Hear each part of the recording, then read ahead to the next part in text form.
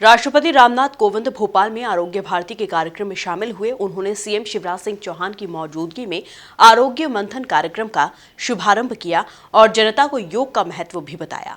राष्ट्रपति ने अपने भाषण में योग के साथ साथ कोरोना काल का भी जिक्र किया।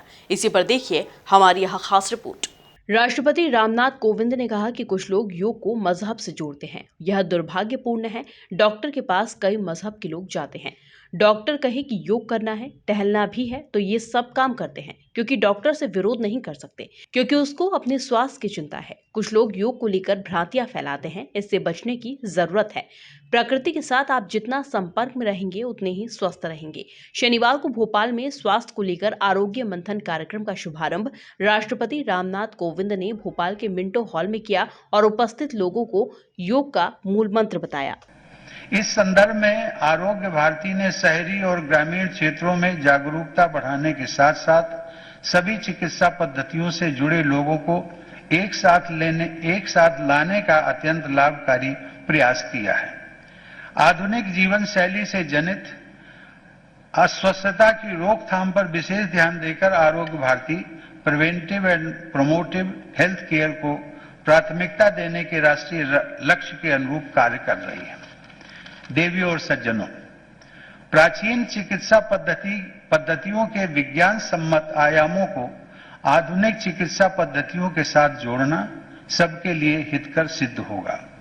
अंतर्राष्ट्रीय समुदाय द्वारा योग को बड़े पैमाने पर उत्साहपूर्वक अपनाया जाना इसलिए संभव हो पाया कि योगासन और प्राणायाम सहित आयुर्वेद की अनेक पद्धतियां पूर्णतः वैज्ञानिक हैं।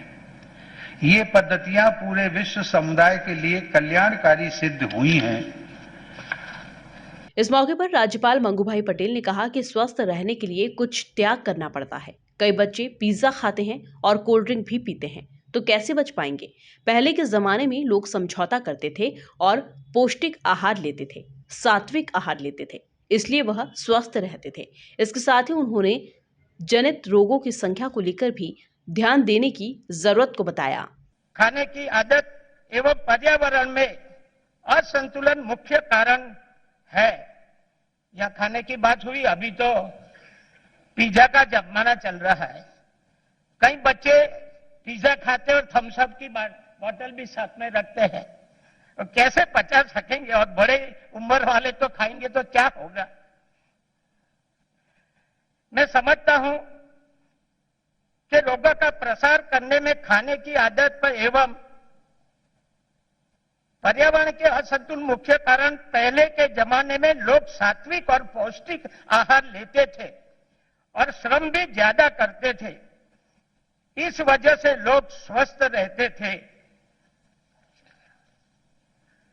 वर्तमान समय में शहरी और ग्रामीण आबादी में जीवन शैली जनित रोगों की बढ़ती संख्या इस दिशा में विशेष ध्यान देने की जरूरत का संकेत है।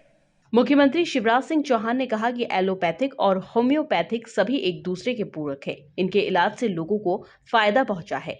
सीएम शिवराज ने कहा कि लॉकडाउन के समय सभी पद्धतियों का उपयोग किया गया, काढ़ा भी बांटा। रोग प्रतिरोधक क्षमता कैसे बढ़े, इसको लेकर लगातार प्रयास किए गए।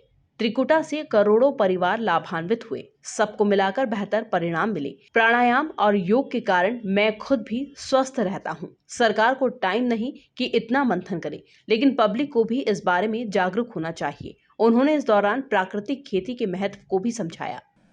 मैं आरोग्य भारती का अभिनंदन करता हूँ। एक नई दिशा, एक नया सोच। हालांकि ये भारत की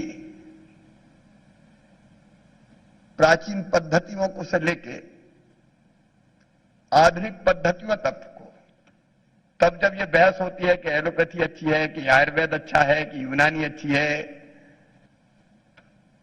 तब आपने कहा कि ये एक दूसरे के प्रतिस्पर्धी नहीं है, परस्पर पूरक हैं, एक दूसरे के पूरक हैं। और कोविड में इसका उदाहरण हम सब ने देखा। मैं मुख्यमंत्री था, एक ऐसी बीमारी जब मैं तो बने ही और दूसरे दिन लॉकडाउन लग गया। डॉक्टरों को पता नहीं था इलाज क्या है। एकदम प्रधानमंत्री जी मार्गदर्शन करते थे और भारत सरकार की कई बार एडवाइजरी आती रहती थी, लेकिन हमने तीनों चारों पद्धतियों का उपयोग किया। एक तो हमने जितनी भी जानकारी मिली हमका काढ़ा बांटो रे भाई, तो घर घर में हमने काढ़ा बांटने का काम किया।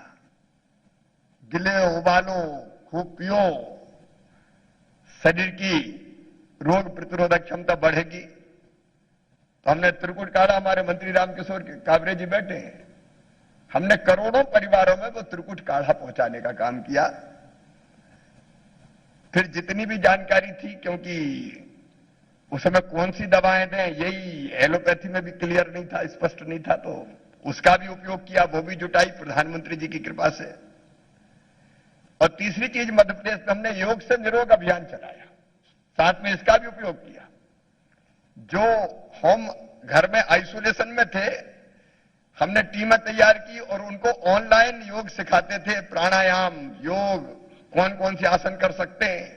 तो हमारे यहां योग से निरोग अभियान भी चल रहा था, आयुर्वेद भी था, एलोपैथी भी थी, योग और प्राणायाम भी था। हम इनका जो फिट हो जाए, इस समय तो जो बने करते चलो। कार्यक्रम में मौजूद लोगों ने उपस्थित अतिथियों के भाषण को बड़े ही ध्यान से सुना और आगामी समय में उनके द्वारा कही बातों को अमल में लाने की हामी भरी। Bureau report, MP news, Bhopal.